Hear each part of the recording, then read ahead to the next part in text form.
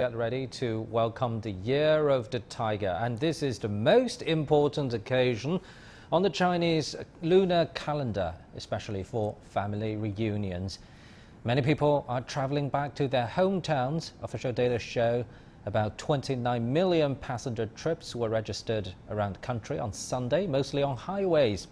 COVID prevention and control measures remain a top priority, but authorities say local governments must refrain from imposing additional rules targeting people from specific regions. Now, for more on this happy occasion, let's cross live to our reporters. Xia Ruixue is in Zhengzhou, Ann Chen is in Hong Kong, and Andy Lee is in Taipei. First of all, New Year's greetings to you all. Let me start with you, Ruixue.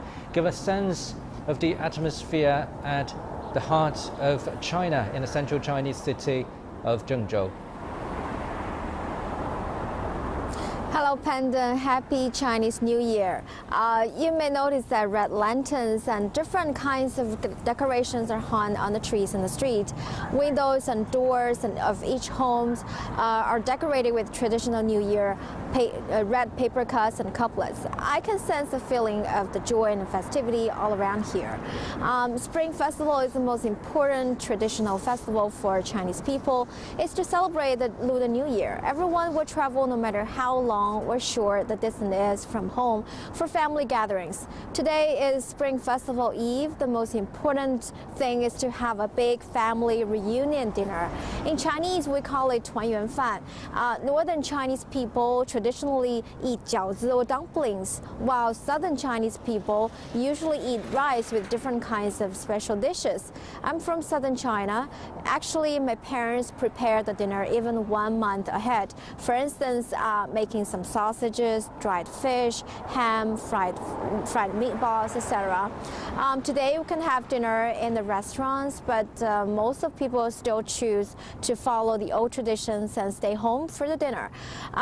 First of all, I think everyone will begin to prepare for it from midday today. When the dinner is ready, we will just eat, and at 8 o'clock p.m. we will watch Spring Festival Gala Show together and eat different kinds of snacks. Then we will wait by the midnight until the Lunar New Year comes. I remember when I was a little child, we started to set off firecrackers on the first day of New Year, but in recent years, many Chinese cities banned firecrackers as a public safety measure. So the New Year's Eve dinner is so precious for us, not just because we can eat lots of yummy food, but because of the people who have the dinner with us. Zhengzhou, where I'm standing now, has just dealt with the COVID-19 outbreak. 2 days ago, all areas of the city were deemed low risk and people could resume normal activities and work.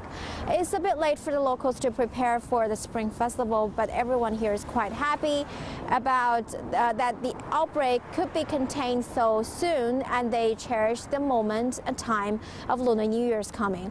Given the sporadic COVID-19 outbreaks in different places, many cities have encouraged residents to stay put during the holiday in order to prevent any more outbreaks. But many people may not be able to go hometown to enjoy a family reunion.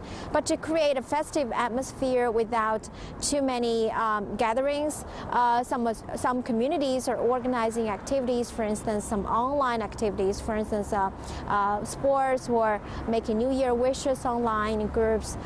So no matter where you spend the festival or whom you spend the day with, festive spirit will not be dimmed. And finally, I want to say Happy Chinese New Year to everyone and to you.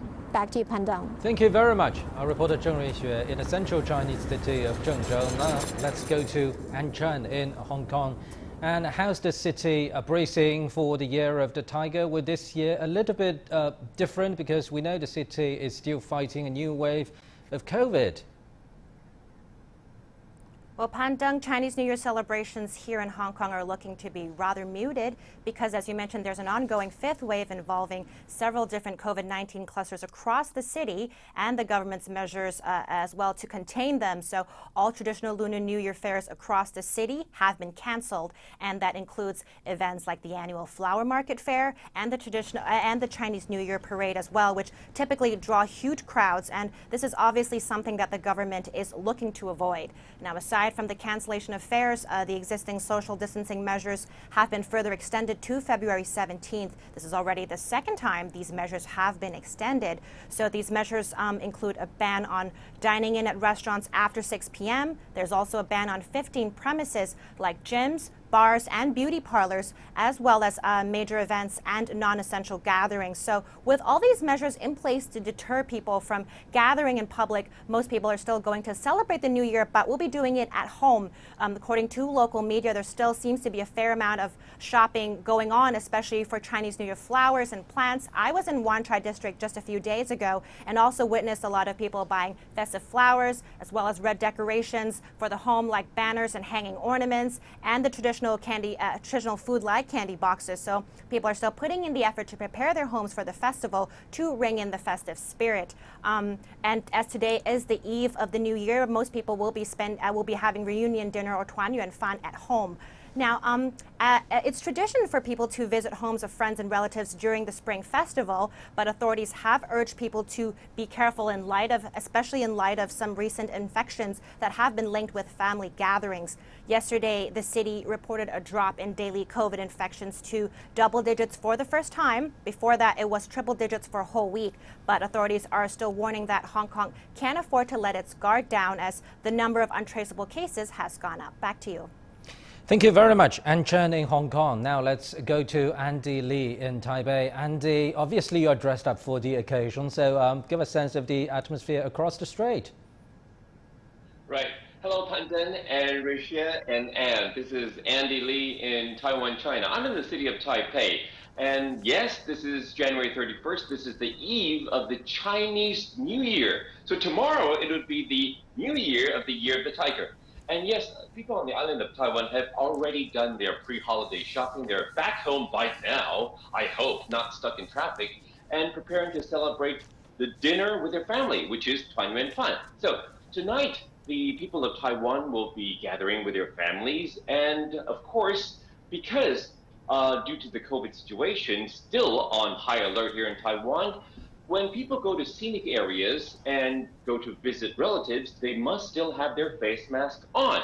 Now, the city of Taipei is less crowded with less people and less traffic because people have gone to southern and central Taiwan back to their families. And the places that are crowded here on the island of Taiwan are the scenic areas. This will be jam-packed with people, and so people are required to wear face masks. And of course, the freeway and highway would be jam-packed with traffic, with people traveling to and forth.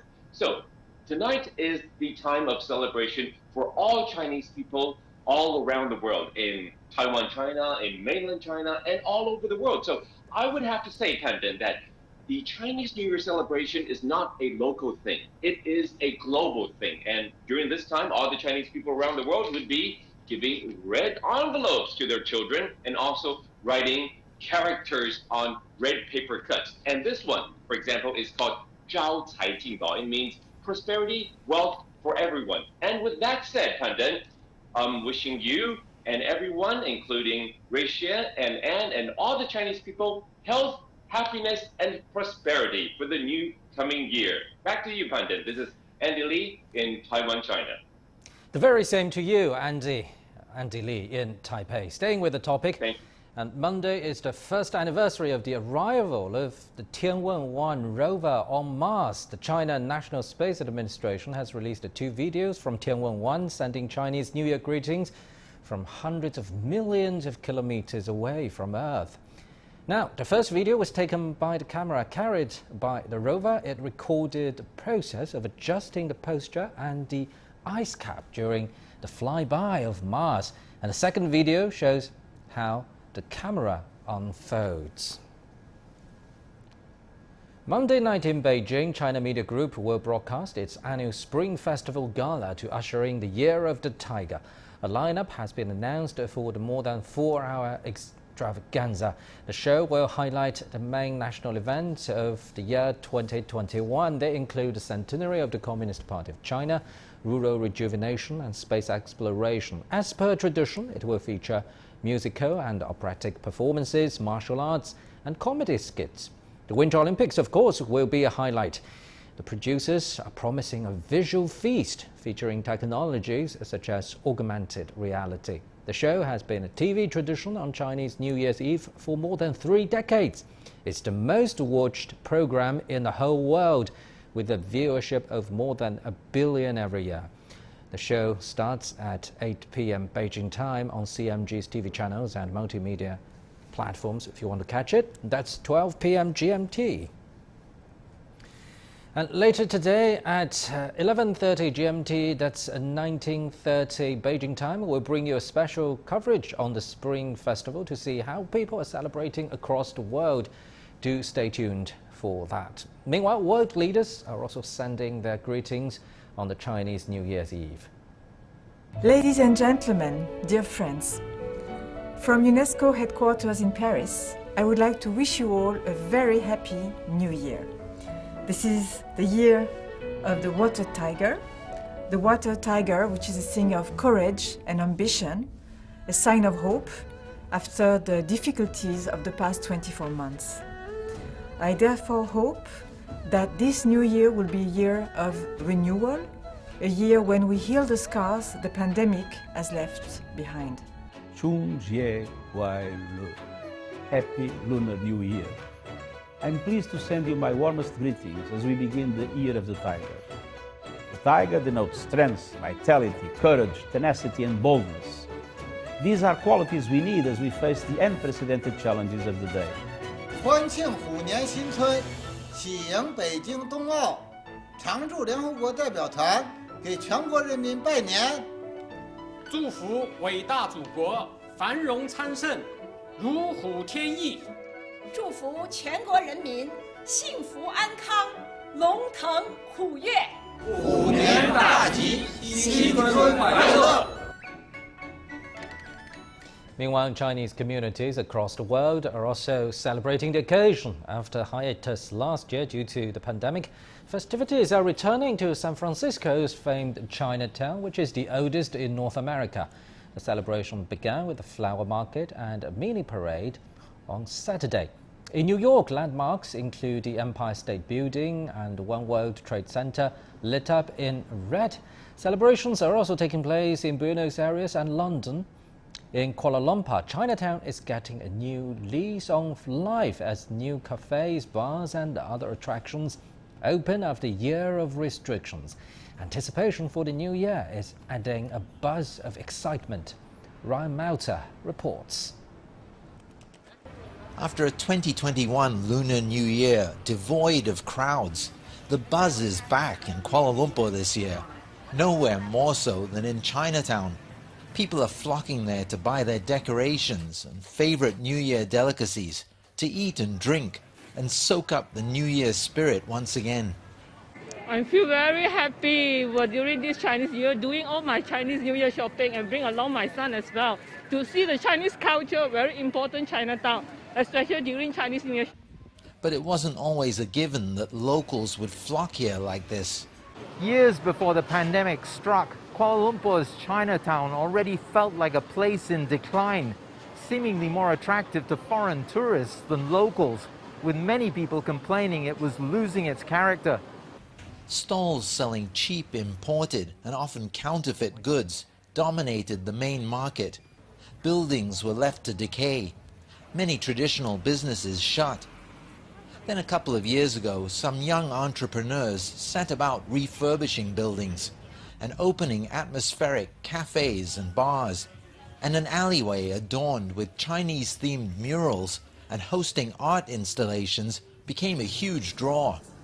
It's helped attract young and old, Chinese and non-Chinese, back to Chinatown. Honestly, yeah, we are so excited, you know. It has been quiet for the past 2 years, and the last time when I came here, this place wasn't like this, you know, not as decorated as it is now. So we are very happy, and I think it's a privilege. Yeah, it's a privilege, and we're happy to see a lot of people are here.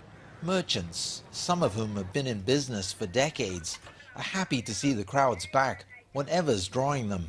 It's the weekend is very good. Young generation or old generation also have. We hope also more people come back. Now we just hope all the customers come back to look for us.